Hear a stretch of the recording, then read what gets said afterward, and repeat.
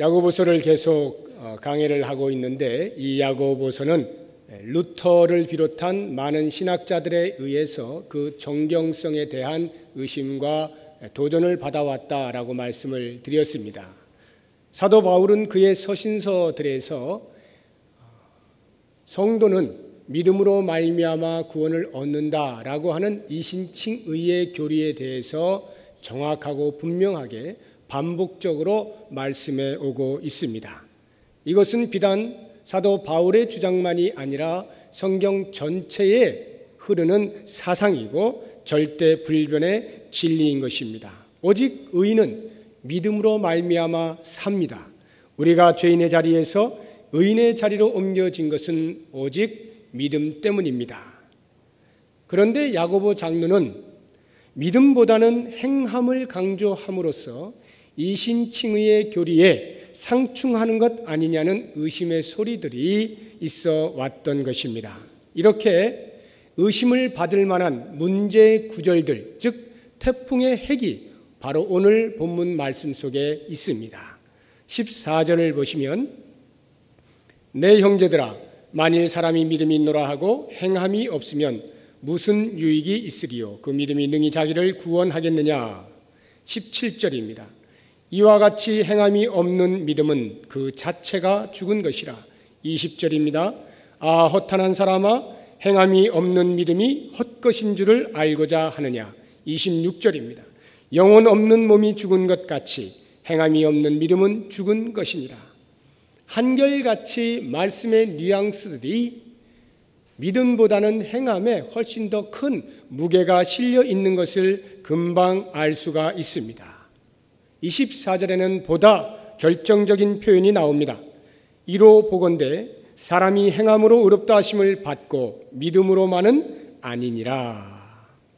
행함으로 의롭다 하심을 받고 믿음으로만은 아니니라. 아예 행함으로 의롭게 된다고 못 박아 말씀을 하고 있지 않습니까?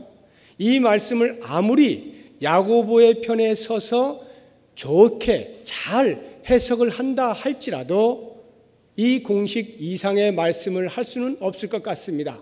우리의 의롭다 함은 믿음 더하기 행함, 믿음의 선행이 있어야 한다. 이렇게 그 이상으로는 더 이상 잘 해석을 할 수가 없어요.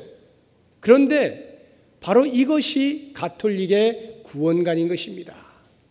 우리의 믿음으로만 구원 얻는 것이 아니라 믿음의 선행이 있어야 구원을 얻을 수 있다. 이것이 가톨릭의 구원관이기에 바로 이러한 말씀들로 인해서 야고보서는 정경의 진정성에 대한 도전과 공격에 많이 시달릴 수밖에 없었던 것입니다. 그럼에도 불구하고 야고보서는 초대교회 성도들에 의하여서 성경 66권 중에 한 권으로 당당하게 인정받고 채택이 된 것임은 틀림이 없는 사실입니다. 그래서 오늘 우리는 이신칭의의 교리와 상충이 되는 듯한 이 문제의 말씀들을 하나씩 살펴봄으로써 야고보 장로가 말씀하고자 하는 행함으로 의롭게 되는 그 믿음이 무엇인지 진의를 파악하고 사도 바울의 이신칭의의 교리와는 어떠한 관계가 있는지에 대해서 말씀을 이해해 보도록 하겠습니다. 모쪼록 말씀을 듣는 가운데 믿음에 대한 총체적인 이해를 통해서 우리의 삶의 믿음을 재점검해 볼 수 있는 시간이 되시기를 바랍니다. 행함과 관련하여서 믿음을 설명할 때 야고보 장로는 크게 두 가지로 말씀을 하고 있습니다. 하나는 행함이 없는 믿음에 대해서, 그리고 또 다른 하나는 행함이 있는 믿음에 대해서 나누어 말씀을 해주고 있습니다. 그러면 먼저 행함이 없는 믿음에 대하여 야고보 장로가 어떻게 말씀하고 있는지 함께 보도록 하겠습니다. 첫 번째로 14절에서 17절까지의 말씀에서 야고보 장로는 행함이 없는 믿음을 가리켜 죽은 믿음이라 규정하고 있습니다. 17절을 보십시오. 이와 같이 행함이 없는 믿음은 그 자체가 죽은 것이라 말씀하고 있죠.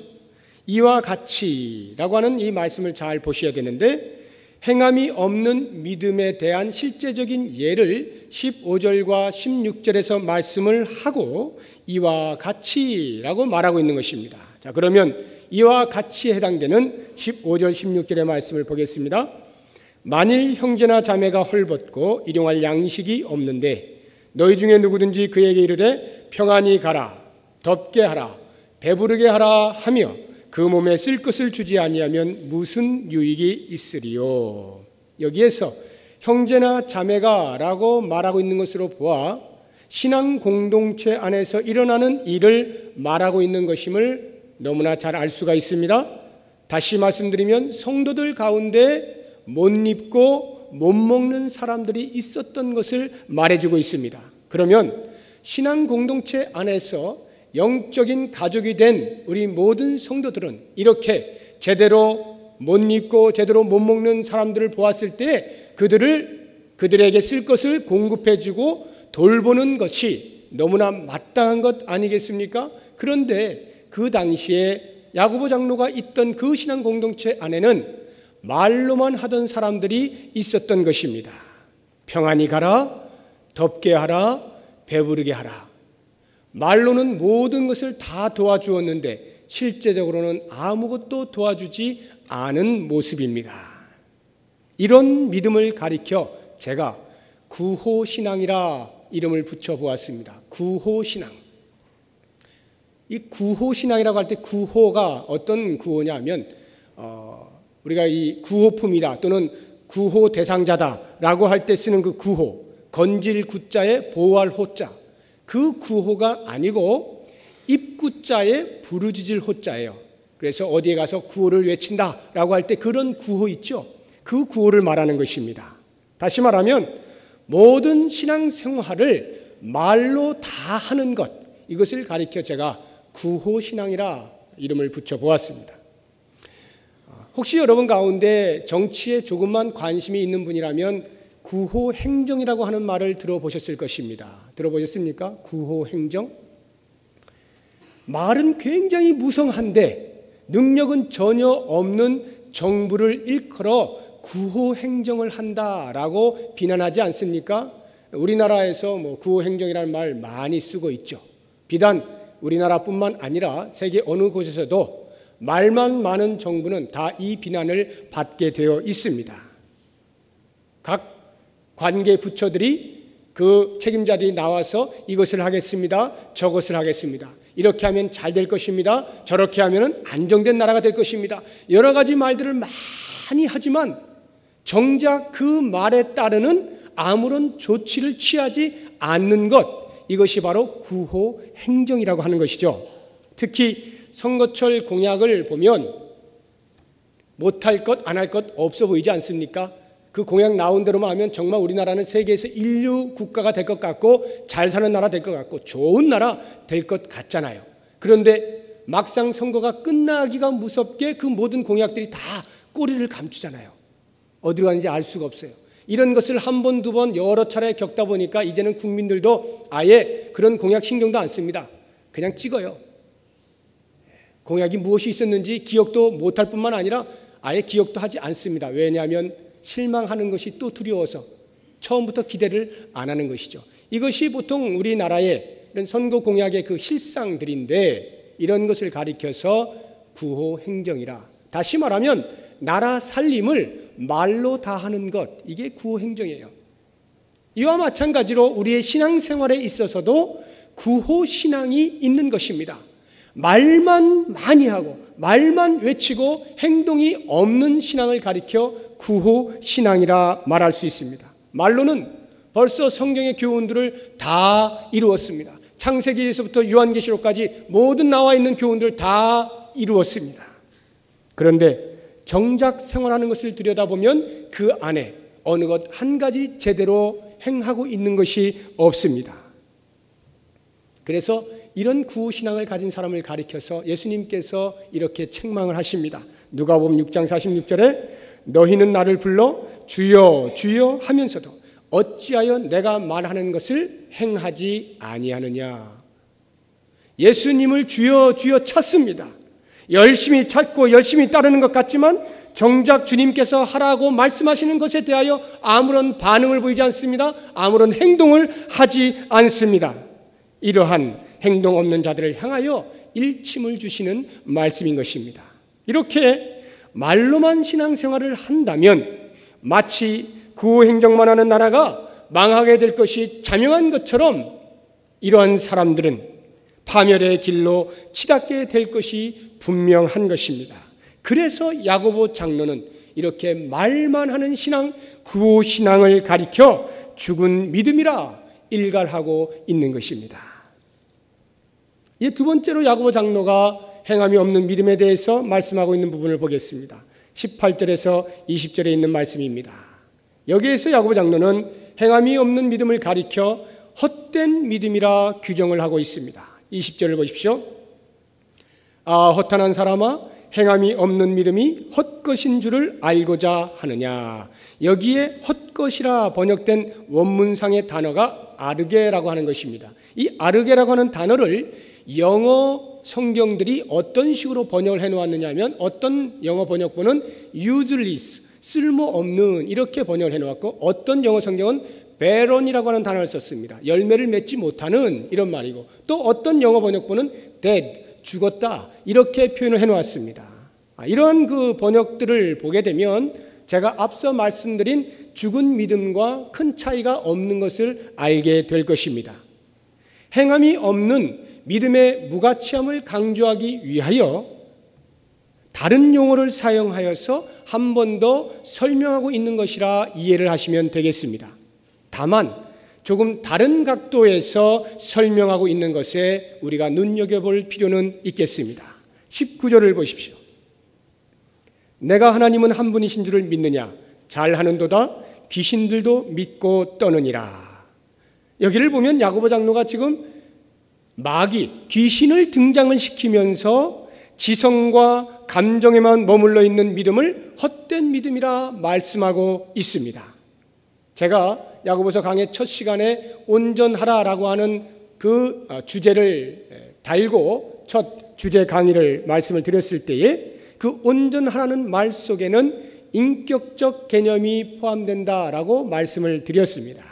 인격은 지정의, 즉 지성과 감정과 의지의 이 세 요소가 복합적으로 이루어진 것, 이것이 인격 아니겠습니까? 이렇게 온전하라는 말 속에 인격적 개념이 있다라고 할 때에 온전한 믿음이라고 하는 것은 그 믿음의 지성과 감정과 의지의 요소가 총체적으로 균형 있게 나타나야 하는 것을 알 수가 있는 것입니다. 그런데 야고보 장로는 이 세 요소 가운데 의지적 요소가 빠져 있으면 그 믿음을 가리켜 헛된 믿음이라고 말씀하고 있는 것입니다. 그리고 그 이유로서 지성과 감정의 요소는 귀신도 가지고 있을 수 있기 때문이라고 말씀을 하고 있는 것입니다. 귀신들이 하나님을 알까요? 하나님을 믿을까요? 설마라고 생각하실지 모르겠지만 성경을 보면 귀신이 우리보다 하나님을 더 잘 알고요, 더 잘 믿고 있습니다. 마가복음 5장 7절을 보시면 이렇게 기록이 되어 있어요. 큰 소리로 부르짖어 이르되, 귀신이 지금 부르짖고 있는 것입니다. 지극히 높으신 하나님의 아들 예수여, 나와 당신이 무슨 상관이 있나이까? 지극히 높으신 하나님의 아들 예수여, 하나님이 얼마나 높으신 분인가를 너무나 잘 알고 있어요. 사도행전 19장 15절에서는 악귀가 대답하여 이르되, 귀신이 말합니다. 내가 예수도 알고 바울도 아는데 넌 누구냐? 이렇게 말도 합니다. 예수님을 알고 있다는 거예요. 심지어는 바울도 알고 있다는 것입니다. 귀신이 보통 영물이 아닙니다. 귀신들도 하나님이 한 분이신 것을 알고 믿고 예수님이 그분의 아들이심을 알고 얼마나 전능하신 분이고 얼마나 높으신 분인지 다 알고 있다는 말이에요. 알고 있는 것만이 아니라 그 알고 있는 것으로 인하여서 두려운 마음까지 있다라고 말씀하고 있습니다. 귀신들도 믿고 떠느니라. 떤다라고 하는 이 말씀이 무슨 말입니까? 감정적인 요인입니다. 지식적으로 알고 있는 그 사실로 인하여서 그 사실이 감정에까지 미쳐 두렵고 떨리게 되었다라고 하는 것이죠. 그런데 귀신들이 못하는 것이 하나가 있습니다. 아무리 하나님에 대한 사실을 지식적으로 알고 있고 믿고 있고 그로 인한 감정의 동의가 있다 할지라도 귀신들은 결코 의지적 행위를 할 수가 없습니다. 하나님이 위대한 분이심을 알고 그래서 그분께 대한 두려운 마음이 있을지라도 그렇다고 해서 귀신이 하나님을 찬양하거나 하나님을 경배할 수는 없다는 말입니다. 할 수가 없는 거예요. 이것이 바로 귀신의 한계입니다. 이때 귀신들의 하나님께 대한 이와 같은 믿음은 부족한 믿음이거나 연약한 믿음이 아니라 헛된 믿음이라 말하고 있는 것입니다. 야고보 장로는 지금 행함이 없는 믿음을 가리켜 헛된 믿음이라고 좀 말씀하고 있지 않습니까? 얼마나 엄중하고 무서운 경고입니까? 마치 귀신의 믿음을 갖고 있는 것과 같은 그러한 경고의 말씀으로 들려지지 않습니까? 그래서 우리는 이런 말씀을 들을 때 때로는 두려운 마음이 들 수가 있어요. 혹시 내 행위를 돌아볼 때 내 행위가 내가 알고 있는 그 믿음과 내 마음에 담고 있는 믿음만큼이나 행하지 못하고 있는데 그러면 혹시 나도 헛된 믿음, 죽은 믿음을 가지고 있는 것은 아닌가? 혹시 귀신이나 가지고 있는 그러한 믿음을 가지고 있는 것은 아닐까라고 하는 두려운 마음이 있을런지 모르겠습니다. 그러나 이 말씀은 우리들에게 그런 두려움을 주기 위하여 주신 말씀이 아니고 오히려 그 반대로 너희의 존재가 무엇이냐? 그 존재를 정확히 알려주면서 더 열심히 살 것에 대하여 독려해 주는 말씀으로 있는 것입니다. 생각해 보십시오. 귀신은 하나님을 우리보다 더 잘 알고 있어요. 우리보다 더 잘 느끼고 있습니다. 그러나 그 지식과 감정이 결코 의지로 나아가게 하지는 못합니다. 귀신은 죽었다 깨어나도 하나님의 말씀에 순종하며 살 수 있는 의지를 발동할 수 없는 존재입니다. 이것이 바로 성도들과의 결정적인 차이인 거예요. 성도는 비록 완벽하지는 않아도 하나님의 말씀에 순종하며 살고자 하는 애씀과 노력이 있다는 말입니다. 그렇다고 하면 왜 야고보 장로가 당시의 성도들에게 이와 같은 헛된 믿음에 대하여 경고를 하고 있습니까? 마치 그들이 그런 헛된 믿음을 가지고 있는 것과 같은 생각으로 왜 경고의 말씀을 주시는 것입니까? 그것은 그 당시의 배경을 잘 이해하실 필요가 있는데 당시 이신칭의의 교리를 악용하는 일련의 무리들이 교회 안으로 들어와 성도들의 머리를 혼란스럽게 만드는 일들이 있었습니다. 어차피 믿음으로만 우리는 구원 얻는 것 아니냐. 그러니까 우리의 삶은 아무렇게나 살아도 아무런 상관이 없다라고 하는 사도 바울의 이신칭의 그 고귀한 가치 있는 교리를 이렇게 망가뜨리는 거짓 교사들이 성도들 사이를 휘집고 다니면서 혼란을 시켰기 때문에 바로 그러한 혼란을 겪고 있는 성도들에게 정신 똑바로 차려라 라고 하는 차원에서 매우 강한 어조로 헛된 믿음에 대하여 죽은 믿음에 대하여 경고의 말씀을 해주고 있는 것입니다.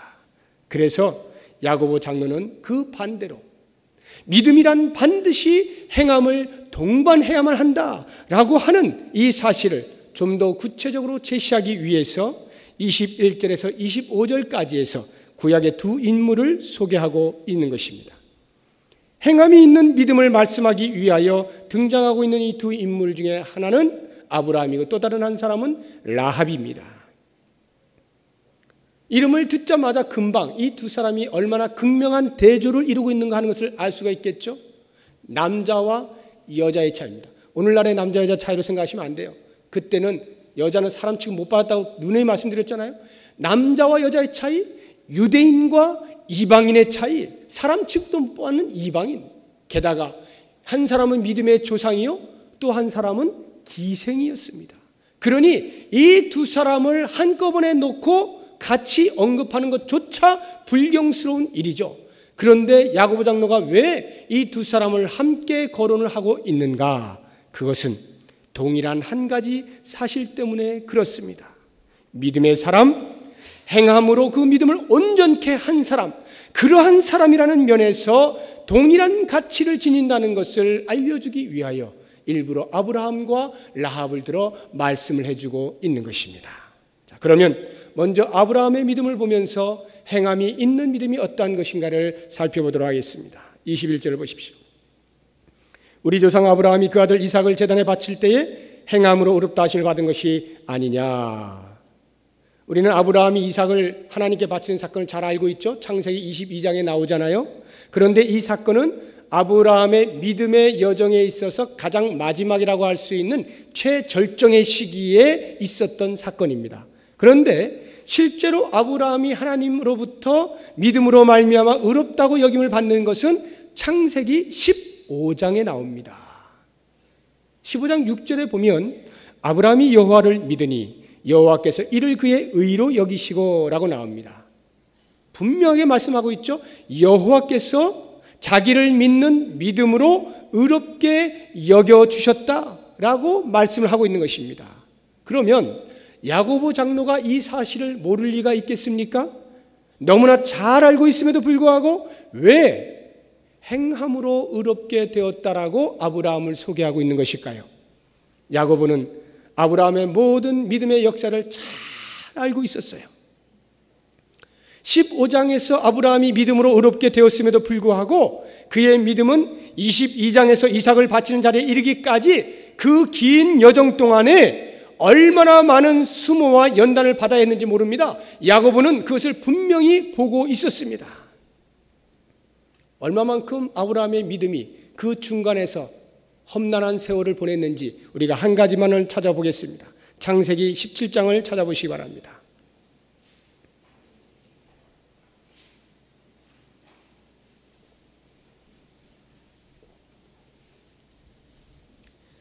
구약성경 첫 번째 책입니다. 창세기 17장 1절입니다.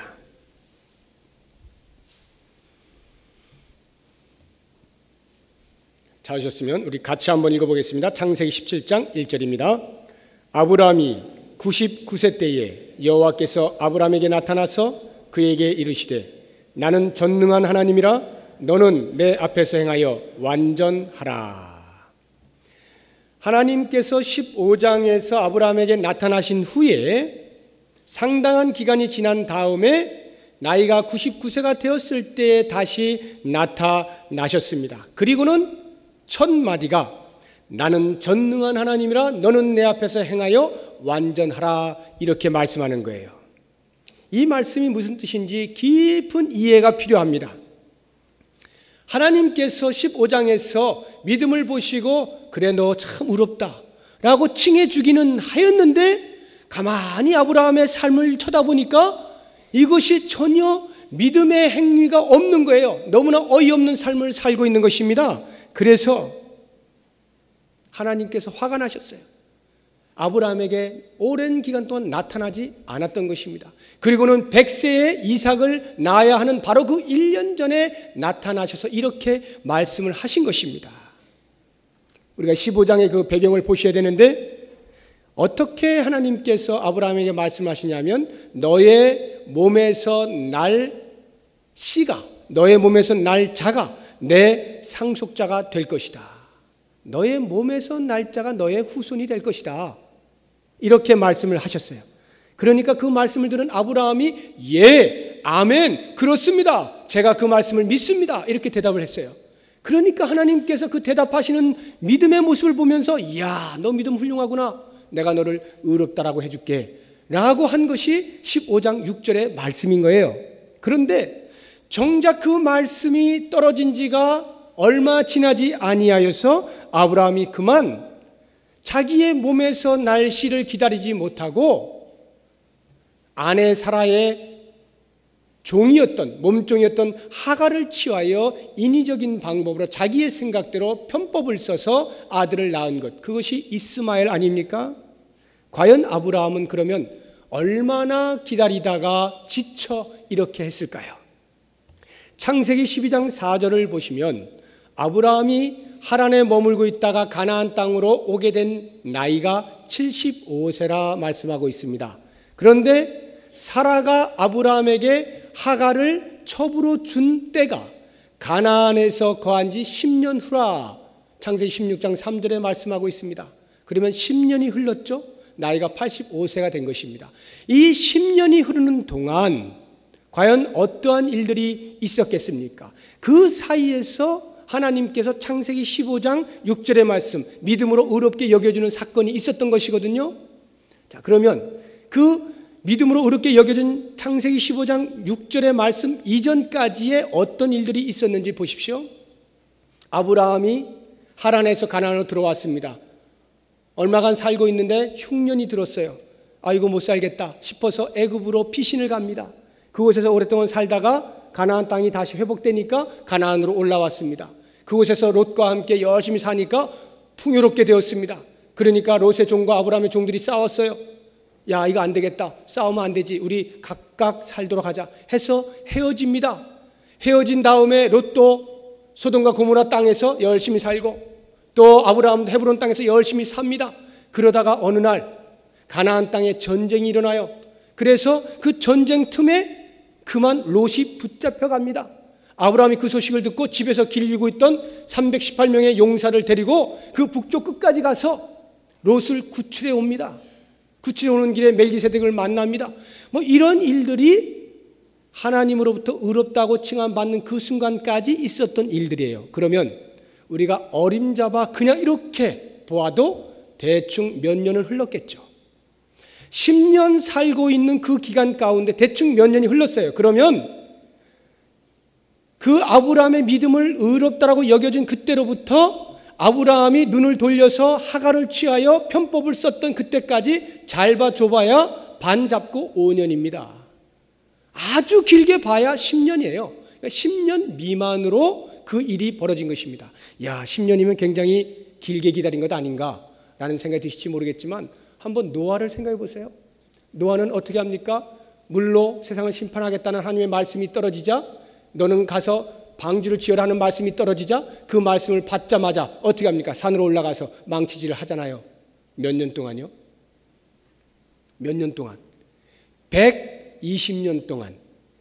120년 동안을 홍수가 나지 않는 그 와중에 계속하여 약속하신 말씀이 이루어질 것에 대한 믿음을 가지고 흔들리지 아니하고 계속하여 망치질을 하고 방주를 짓는 것입니다. 그리고 나아가서는 미친 소리 들어가면서 미친 사람이라는 소리 들어가면서 계속하여 방주로 오세요 오세요. 120년을 그렇게 한 거예요. 그것에 비하면 아브라함 길게 봐줘서 10년이라 한다 할지라도 세 발의 피 아닙니까? 그 기간을 기다리지 못하여서 아브라함은 그만 그 믿음을 잃어버리는 것입니다. 물론 아브라함의 편에서 보자고 하면 그렇게 몰아세울 것만은 아닙니다. 사라가 그 몸에 아이를 가질 만한 가능성이 하나도 없어졌어요. 그러니까 아브라함의 편에서 이해를 하자고 하면 그렇게 할 만도 하겠다 하는 생각이 들는지 모르겠습니다. 그러나 하나님께서 13년 동안 이스마엘을 낳은 86세에 이스마엘 낳고 나서 99세가 되도록까지 한 번도 나타나지 아니하시고 99세가 되어서야 나타나시면서 하시는 말씀을 잘 보세요. 나는 전능한 하나님이라. 왜 나타나자마자 그 말씀을 하셨을까요?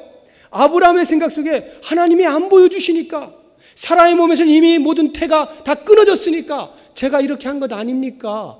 라고 말하고 싶은 그 아브라함의 심정을 보시고 하나님께서 그 아브라함에게 말하는 거예요.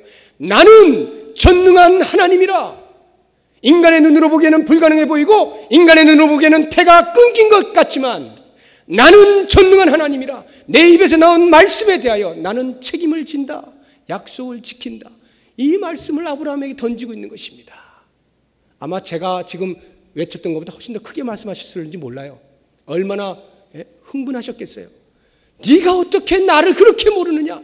내가 너의 믿음을 보고 의롭다라고 여겨주었는데 어찌하여 그 잠깐 동안을 기다리지 못하고 어찌하여 그 잠깐 동안을 순종하지 못하고 편법을 쓰느냐? 나는 전능한 하나님이라. 너는 내 앞에 행하여 완전하라. 말씀하고 있는 것입니다. 그래서 하나님께서는 최종적으로 아브라함이 이삭을 바치는 그 22장에 가서야 그렇게 이삭까지 바치는 순종하는 믿음을 보고 나서야 하나님께서는 드디어 아브라함에게 이렇게 말씀하시는 거예요. 22장 12절에 사자가 이르시되 그 아이에게 내 손을 대지 말라. 그에게 아무 일도 하지 말라. 내가 내 아들 내 독자까지도 내게 아끼지 아니하였으니 내가 이제야 내가 하나님을 경외하는 줄 아노라. 믿음으로 어렵게 여겨주신 것은 오래전 이야기인데 그 믿음을 이제야 알겠다라고 말씀하시는 것은 한참 지난 창세기 22장에 가서나 말씀을 하고 있는 거예요. 그렇다고 하면 지금 이 말씀을 들을 때 우리는 그러면 이 이삭을 바치는 사건이 있기 전까지의 아브라함이 가지고 있었던 믿음은 과연 어떠한 믿음인가? 모두 가짜인가? 헛된 믿음인가? 죽은 믿음인가? 아니요. 그런 것이 아니라 여기까지 순종하는 것을 보니 드디어 너의 믿음이 영그러졌구나. 이렇게 말씀해 주고 있는 것입니다. 믿음에 대한 이러한 총체적인 이해를 가지고 있던 야고보 장로가 그래서 오늘 본문 야고보서 2장 22절에서 이렇게 정확하게 말씀하고 있는 것입니다.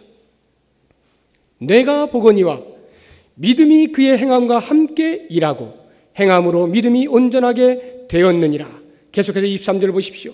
이에 성경이 이른바 아브라함이 하나님을 믿으니 이것을 의로 여기셨다는 말씀이 이루어졌고 하나님을 믿으니 그것을 의로 여기신 그 15장의 말씀이 22장의 이삭을 바치는 사건을 통해서야 비로소 이루어졌다라고 말씀하는 것입니다. 다시 말하면 믿음이 그의 행함과 함께 일하고 있으며 그의 행함을 통하여서 비로소 아브라함의 믿음이 온전하게 되었다 말씀해 주고 있는 것입니다. 이렇게 순종하는 믿음의 결과로 아브라함은 놀라운 칭호를 받게 되는데 그것이 바로 하나님의 벗이라 하는 말씀이에요.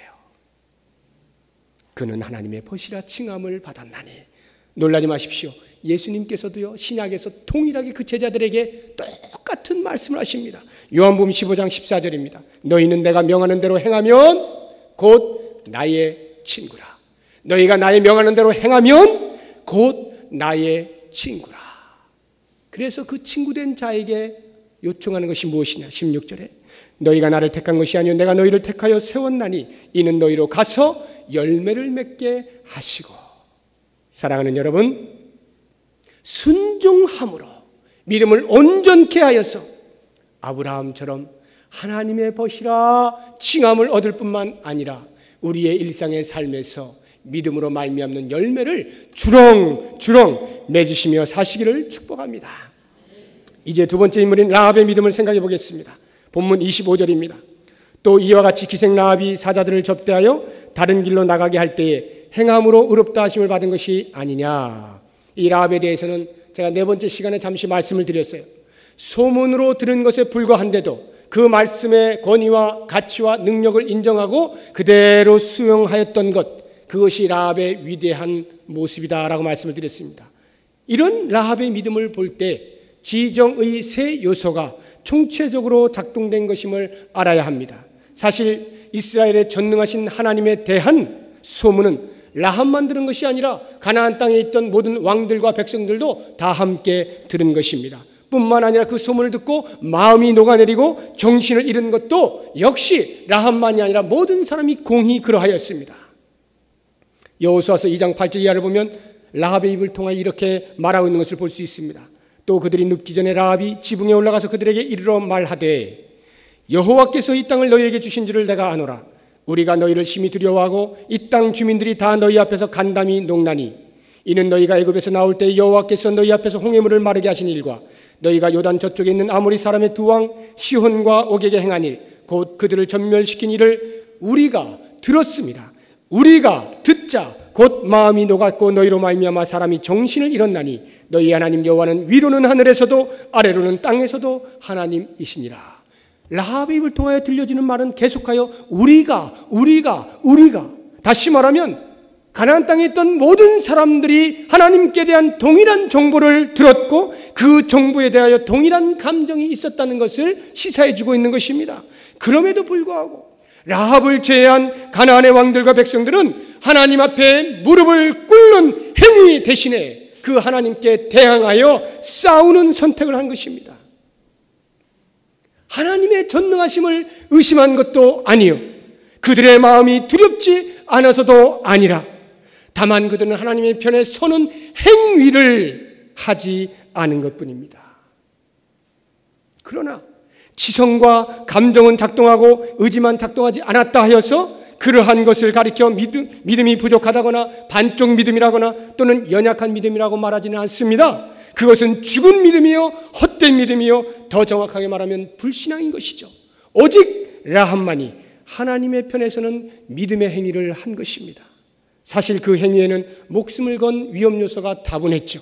자칫 정탐꾼을 숨겨준 사실이 발각되기만 하면 그날에는 목숨이 10개라도 부지할 수 없었을 것입니다.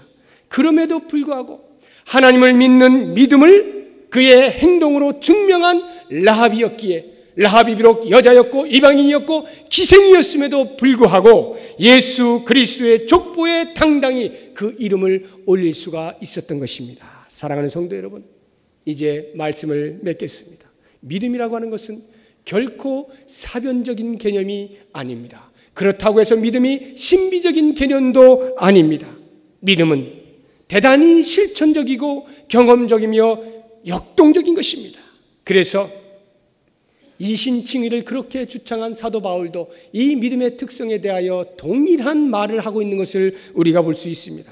갈라디아서 5장 6절에 그리스도 예수 안에서는 할례나 무할례나 효력이 없으되 사랑으로서 역사하는 믿음뿐이니라. 사도 바울의 말입니다. 데살로니가서 1장 3절에서도 너희의 믿음의 역사와 이렇게 말하고 있습니다. 데살로니가서 1장 11절에서도 모든 선을 기뻐함과 믿음의 역사를 능력으로 이루게 하시고, 믿음과 더불어 공히 나오는 말이 역사라고 하는 단어입니다. 이 역사라고 하는 단어를 살펴보면 오늘 본문에 나오고 있는 행함으로 얻게 된다라고 하는 그 행함이라는 단어와 똑같은 단어인 것을 알 수가 있습니다. 그러므로 우리는 이제 믿음을 언급할 때에 사도 바울의 이신칭의 교리나 야고보 장로의 행함으로 얻게 되어진다는 믿음의 교리나 전혀 다른 것이 아닌 것을 알고 그 믿음 안에는 반드시 의지적 요소가 들어있는 것임을 인식할 수 있어야 합니다. 믿음이 교리화된 교회는 대단히 무겁습니다. 냉랭합니다. 바늘로 찔러도 피 한 방울 나지 않을 만큼 쌀쌀합니다. 찬바람이 쌩쌩 붑니다. 반면에 믿음이 감정적으로만 흐르는 교회는 불안합니다. 들떠 있습니다. 그러나 행위로 믿음을 증명하는 교회, 행위로서 그 믿음을 증명하는 교회는 대단히 안정적이면서도 결코 현실에 안주하거나 탁상공론을 하지 않습니다. 행위로 그 믿음을 증명하는 교회는 결코 곁길로 빠지지 않아요. 그 마음에 대단한 열정과 끊임없는 역동적인 삶이 있지만 헛된 길로 빠져나가지 않는다는 말입니다. 사랑하는 성도 여러분, 이제 우리가 가지고 있는 이 놀라운 믿음을 화석화시키지 마시기 바랍니다. 우리의 믿음을 유토피아의 세상에 무책임하게 던져놓지 마시기 바랍니다. 우리의 믿음을 상용화하시기 바랍니다. 우리의 일상의 삶에서 경험되어지는 믿음이어야 한다는 말씀입니다. 말씀의 끝까지 순종하는 행위를 통해서 우리의 믿음이 하나님께 인정받을 뿐만 아니라 사람들에게 큰 영향력을 미치는 믿음의 거인들이 되시기를 주의 이름으로 축원합니다. 기도하겠습니다. 하나님, 우리의 믿음에 긍휼을 입혀 주시옵소서. 아는 것과 가슴에 닿는 것만큼이나 우리의 손과 발로 움직이는 역사가 있게 하여 주시옵소서. 예수 그리스도의 이름으로 기도드립니다. 아멘.